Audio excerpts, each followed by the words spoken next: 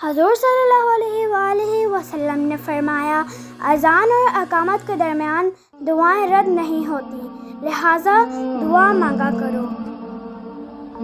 رسول اللہ صلی اللہ علیہ وآلہ وسلم نے فرمایا، اللہ تعالیٰ کے 99 نام ہیں، 100 سے ایک کم، جو ان کو یاد کرے گا جنت میں داخل ہوگا۔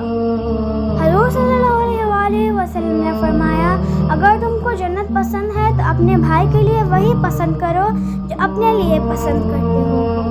نبی کریم صلی اللہ علیہ وآلہ وسلم نے فرمایا، مسلمان کو گالی دینا، برا کہنا گناہ ہے اور اس سے لڑنا کفر ہے۔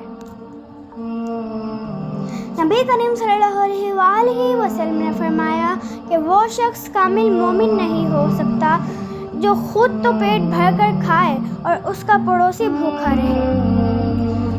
حدیث نبوی صلی اللہ علیہ وآلہ وسلم، آپ صلی اللہ علیہ وآلہ وسلم کو جب کوئی مشکل اور درپیش ہوتی تو آپ صلی اللہ علیہ وآلہ وسلم فوراً نماز کی طرف متوجہ ہو جاتے تھے۔ رسول اللہ صلی اللہ علیہ وآلہ وسلم نے ارشاد فرمایا، صاحب ایمان اچھے اخلاق سے ان لوگوں کا درجہ حاصل کر لیتا ہے جو رات بھر نفل پڑھتے ہیں اور دن کو ہمیشہ روزہ رکھتے ہو۔